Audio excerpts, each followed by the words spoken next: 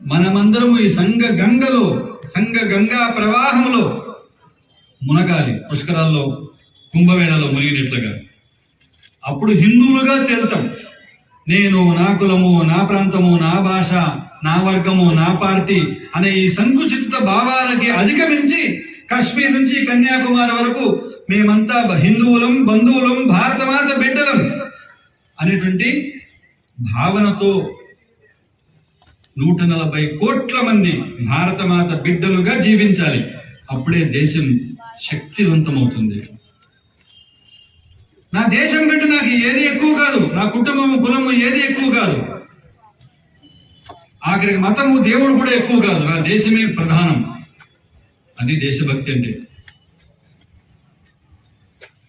అటువంటి భావన ఆర్ఎస్ఎస్ నిర్మాణం చేస్తుంది. చాలా మంది ఆర్ఎస్ఎస్ అంటే మతతత్వం అనుకుంటుంటారు. మతం కాదు, తత్వము కాదు. సమస్త ప్రపంచాన్ని ఆలింగనం చేసుకున్నటువంటి విశాల హిందూ సంస్కృతి రాష్ట్రీయ స్వయం సేవక సంఘ్ అంటే. సంఘం అంటే అర్థము కాని కొంతమంది మూర్ఖులు, సంకుచితత్వవాదులు, మత మూర్ఖులు సంఘాన్ని విమర్శిస్తుంటారు. అన్ని తెలిసి కూడా రాజకీయ నాయకులు ఓట్ల కకృతిపాటు కోసం సంఘాన్ని విమర్శిస్తుంటారు. లోపల వాళ్ళకు కూడా తెలుసు సంఘం గొప్ప సంస్థని. పాకిస్తాన్ తో జరిగిన 3 యుద్ధాల్లోనూ, చైనాతో జరిగిన యుద్ధంలోనూ సంఘ స్వయం సేవకులు మన యొక్క మిలిటరీకి వెన్నుదన్నుగా నిలబడి ప్రాణార్పణ చేశారు, రక్తదానం చేశారు. స్వయం సేవకులకి దేశమే ప్రధానం. స్వయం సేవకు అంటే ఏంటి? పరమపూజ్య గురూజీ నిర్వచించారు. దేశం యొక్క సర్వాంగీణ ఉన్నతి కోసం అనంతమైన ఆత్మీయత భావనతో తన జీవన సర్వస్వాన్ని సమర్పించగల నాయకుడు స్వయం సేవకు అంటేనే. భారతమాత పాదాలకు మువ్వలం, ఆమె మోము పైన చిరు నవ్వులం అంటాం. అటువంటి రాష్ట్రీయ స్వయం సేవక సంఘం 100 సంవత్సరాలు తపస్సు. ఈరోజు లక్షలాది మంది నిత్యము దేశం కోసం తపస్సు చేస్తున్నారు. డబ్బును ఆశించకుండా, పదవులు ఆశించకుండా, పేరు ఆశించకుండా. స్వయం సేవకు అంటే స్వప్రేరణతో, నిస్వార్థంగా, ప్రతిఫలాపేక్ష లేకుండా తనను తాను దేశం కోసం సమర్పించుకునేటువంటి వాడు స్వయం సేవకు. ఇది నిష్కామ కర్మ యోగం. ఇది నిజమైనటువంటి ఆధ్యాత్మిక సాధన. ఇది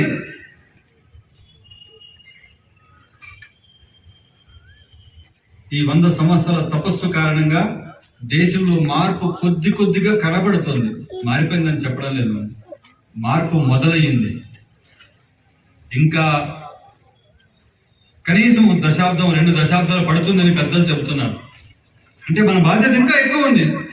హిందూ సమాజంలో ఉండే అందరినీ కలుపుకొని పోవాలి. అన్ని ఆధ్యాత్మిక సంస్థల్ని, సేవా సంస్థల్ని, సజ్జనుల్ని అందరినీ కలుపుకొని సమాజంలో మార్పు కోసం ప్రయత్నం చేయాలి. పంచ పరివర్తనలు అంటున్నారు.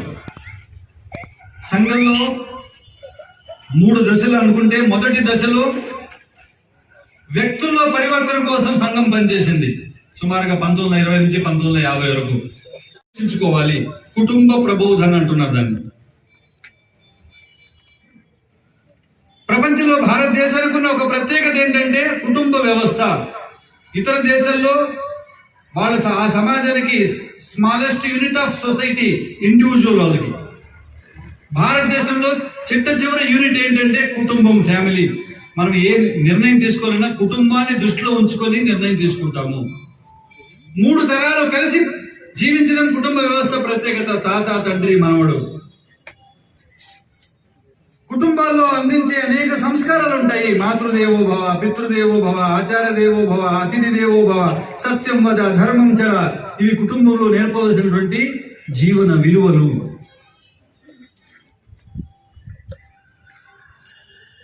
ఇలాంటి అనేక కుటుంబాల యొక్క సమాహారమే సమాజం అంటే. రెండోది సామాజిక సమరసత. అంటే సమాజంలో ఇందాక చెప్పారు, అనేక కులాలు, అనేక వృత్తులు, అనేక భాషలు, వైవిధ్యం ఉంటుంది సమాజం అంటేనే. ఈ వైవిధ్యం వైరుధ్యం కాదు, వైవిధ్యమే ఈ ప్రకృతి యొక్క ప్రత్యేకత, బ్యూటీ. అన్ని పుష్పాలు ఒక రంగులో లేవు, ఒక వాసనలో లేవు, ఒక ఆకారంలో లేవు. వాటన్నింటినీ ఒక మాలగా మార్చితే అప్పుడు అందమైన పూలమాల తయారవుతుంది. ఆ పూలమాలలో ఉండే దారమే సమరసత. సమానత్వం సృష్టిలోనే లేదు. 5 వేలు సమానంగా ఉన్నాయా? లేదు. కానీ 5 వేలు కలిస్తేనే అది సమరసత. Unity in diversity. ఇక్కడ హిందూ ధర్మంలో అస్పృశ్యత లేదు, అంటరాంతరం లేదు, కులతత్వం లేదు, కుల విభేదాలు లేవు. మనం పూజించే భగవంతుడే ఒక్కొక్క అవతారం ఒక్కొక్క కులంలో ఎత్తాడు. ఒకసారి చేపగా, ఒకసారి తాబేలుగా, ఒకసారి నరసింహ అవతారంగా, ఒకసారి కూర్మ అవతారంగా, వరాహ అవతారంగా అంటే అన్ని ప్రాణుల్లో నేనే ఉన్నానని సందేశం ఇచ్చాడు భగవంతుడే. శబరి ఎంగిలి తిన్నాడు, గుహుడిని నా సోదరుడిని కౌగలించున్నాడు, కోతులతో రాజ్యం చేశాడు, ఉడతని దీవించాడు, పక్షికి అంత్యక్రియలు చేశాడు. అటువంటి శ్రీరాముడిని పూజించే మనలో అస్పృశ్యత, అంటరంతరము, కులతత్వము ఎక్కడి నుంచి వచ్చింది? ఎందుకో ఎప్పుడో వచ్చింది. దాని గురించి ఇప్పుడు చర్చ అనవసరం. దాన్ని సరిదిద్దుకోవాలి. విశాల హృదయంతో హిందువులందరూ బంధువులుగా, స్నేహితులుగా కలిసి జీవించాలి భారతమాత సంతానంగా. అదే సమరసత.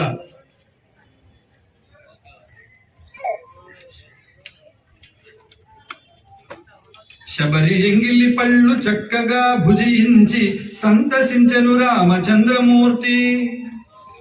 కన్నప్ప చేతిలో కమ్మగా పశుమాంస భక్షణంబు చేసే పాలనేత్రి.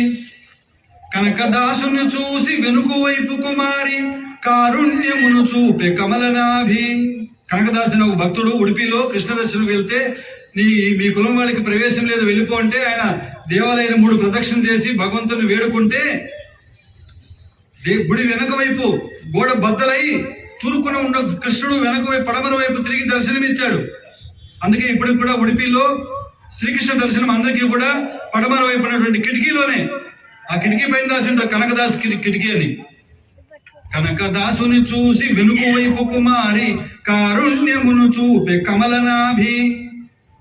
జాషువా కలమున జల ప్రవహించి పారవస్యము చెందే శారదాంబ. గుర్రం జాషువా ఏ కులంలో పుట్టాడని లేదు, సరస్వతి మాతే పొలకించిపోయింది ఆయన కవిత సౌందర్యానికి.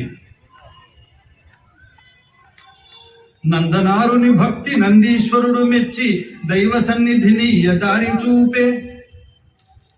కులము వలన గుణము వలన దైవ కృపకు పాత్రులుగా అని కులము బలము కాదు తెలుసుకుంటే. ఇక్కడ కులాన్ని బట్టి భగవంతుడు ప్రసన్నం కాలేదు, గుణాన్ని చూశాడు, త్యాగాన్ని చూశాడు. కాబట్టి అందరూ కలిసి హిందువులుగా, బంధువులుగా, భారతమాత బిడ్డలుగా కలిసి జీవించాలి. అదే సమరసత.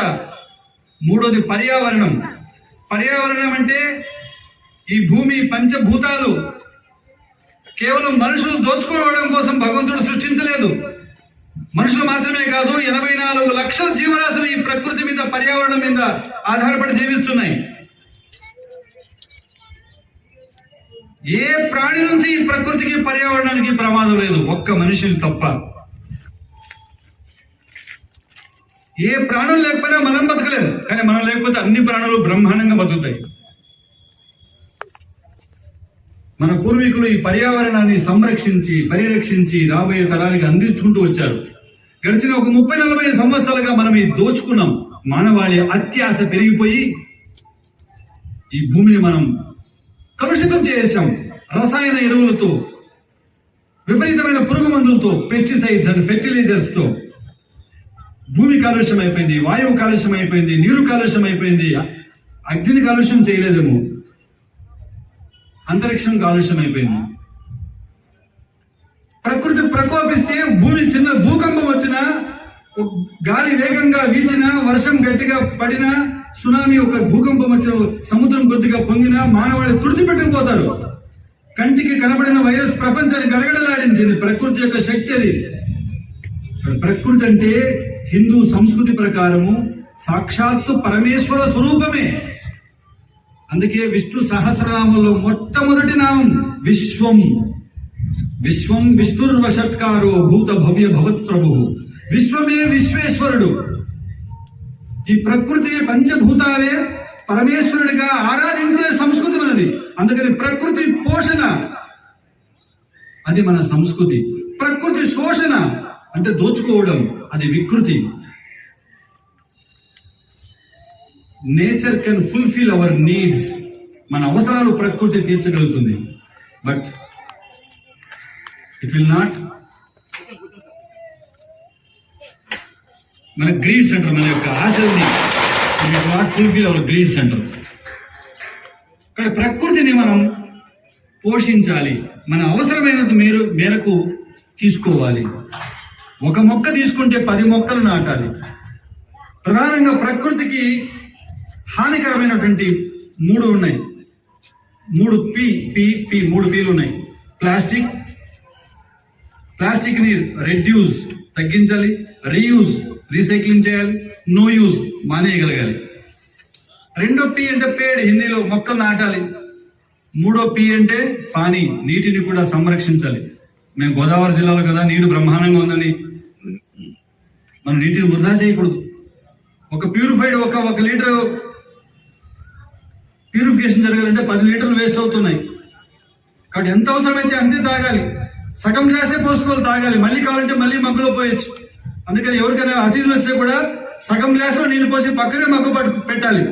3 సార్లు పోసుకొని, 10 సార్లు పోసుకొని పర్వాలేదు. ఒక్క చుక్క కూడా నీటిని వృధా చేయకూడదు. 4వది స్వదేశీ. స్వ అంటే మనదైన, స్వభాష, స్వవేష, స్వభూష, స్వాభిమానం, స్వావలంబన, స్వరాజ్యం, స్వతంత్రం. ఇవన్నీ కలిపితే స్వ అంటే. ఈ స్వతంత్రం కోసం, ఈ స్వరాజ్యం కోసం, దీనికోసమే కదా 1000 సంవత్సరాల సుదీర్ఘమైన పోరాటం చేశాం. లక్షలాది మంది ప్రాణాలు అర్పించింది దేనికోసం? ఈ స్వధర్మ రక్షణ కోసం, స్వరాజ్య సంరక్షణ కోసం. 40 రోజుల పాటు ఔరంగజేబు చిత్ర హింసలు పెట్టినా తన స్వధర్మాన్ని మార్చుకోలేదు సంభాజీ మహారాజ్. ఒకరోజు గోళ్లు పీకేసి, ఒకరోజు చర్మం వలిసేసి, కళ్ళు పీకేసి, నాలుగు కోసేసి చిత్ర హింసలు పెట్టినప్పటికీ గురు గోవింద్ సింగ్ బిడ్డలైనటువంటి 7 సంవత్సరాలు 9 సంవత్సరాలు ఫతే సింగ్, జోరావర్ సింగ్. నేను ఒక స్టూడెంట్ అడిగాను, నువ్వు బైక్ మీద వెళ్తుంటావు కదా, రెడ్ లైట్ పడితే ట్రాఫిక్ సిగ్నల్ లో ఏం చేస్తావన్నా? చాలా నిజాయితీగా చెప్పాడు. ఇటు చూస్తాను అంకుల్, పోలీసు ఉంటే ఆగుతాను, లేకపోతే వెళ్ళిపోతాను అన్నాడు. నిజంగా చెప్పాడు. కాబట్టి నియమాలు ఉండేవి, పోలీసులు ఉంటే ఆచరించాలి, పోలీసులు లేకపోతే వెళ్ళిపోవాలని కాదు. రూల్స్ అందరూ పాటించాలి. అప్పుడే ట్రాఫిక్ ఎవరికి ప్రమాదం లేకుండా మనం సక్రమంగా మన గమ్యం చేరుతాం. కాబట్టి రాజ్యాంగంలో పౌర హక్కులే కాదు, పౌర విధులు కూడా ఉన్నాయి. దాన్ని అందరూ పాటించాలి. మన స్వేచ్ఛ మరొకరికి ఆటంకం కలిగించకూడదు, మరొకరి స్వేచ్ఛను హరించకూడదు. మన స్వధర్మం మనం ఆచరించవచ్చు, మన దేవుడిని మనం ప్రార్థించవచ్చు, కానీ మరొక దేవుడిని కించపరచడం కాదు. మన తల్లిని మనం ప్రేమించాలి, గౌరవించాలి, మరో తల్లిని కూడా గౌరవించాలి, మన తల్లిని ప్రేమించాలి. కాబట్టి నాగరిక కర్తవ్యం అంటే ఇది. అప్పుడు అందరూ కలిసి సామరస్యంగా కలిసి జీవించవచ్చు. ఈ 5 రకాల మార్పులు రావాలని రాష్ట్రీయ స్వయం సేవక సంఘం సమాజంతో కలిసి రాబోయే విజయదశమి నుండి ఆర్ఎస్ఎస్ ప్రారంభమై 100 సంవత్సరాలు పూర్తవుతుంది. రేపు వచ్చేటువంటి 2025 అక్టోబర్ నుండి 2026 విజయదశమి వరకు సంవత్సర కాలం పాటు రాష్ట్రీయ స్వయం సేవక సంఘ్ 100వ జయంతి కార్యక్రమాలు జరుగుతాయి.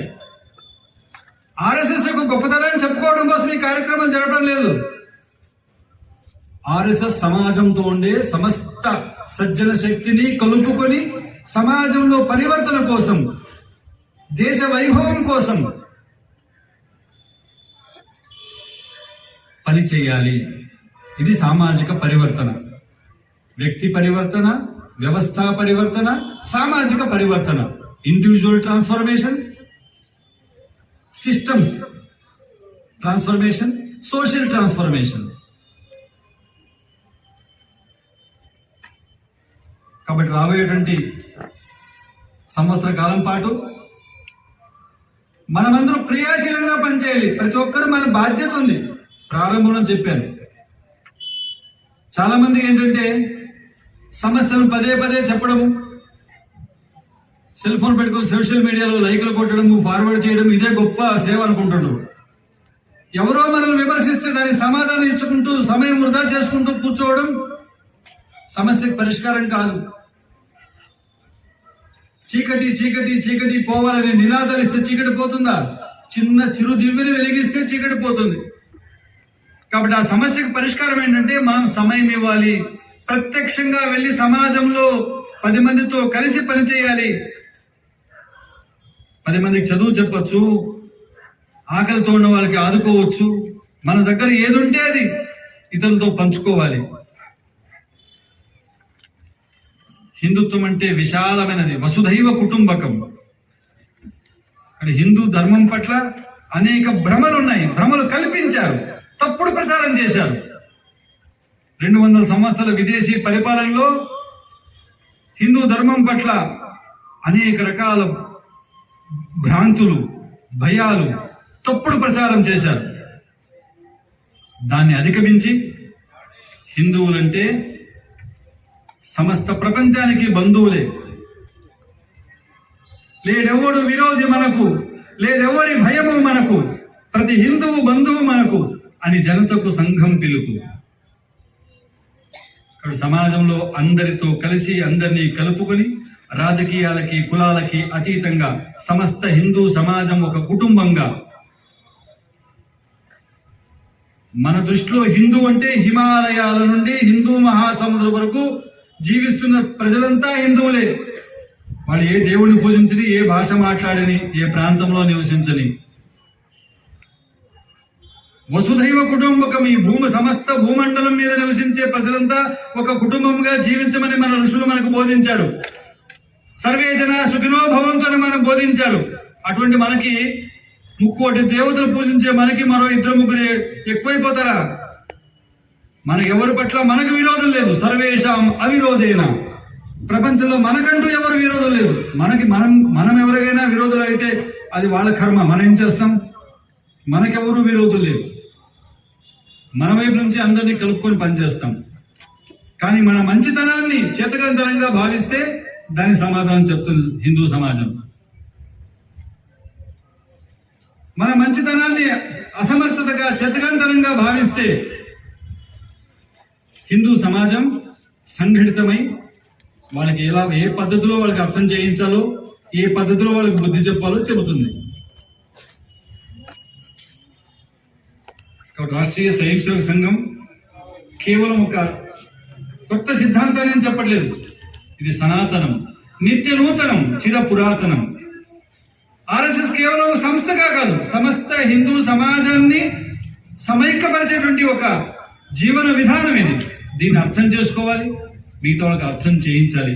ఈ శతాబ్ది సంవత్సరంలో ఈ ఉగాది నాడు యుగం ఆరంభమైనటువంటి ఈ రోజున అటువంటి సంకల్పం చేసుకుందాం. మనందరం కలిసి మన తల్లి భారతమాతని తిరిగి జగద్గురు స్థానంలో నిలిపేటువంటి సంకల్పం చేసుకుందాం. అదే ఉగాదికి పరమ పూజని డాక్టర్ జీ జన్మదినం రోజున మనం ఆ మహనీయుడికి ఇచ్చేటువంటి నివాళి.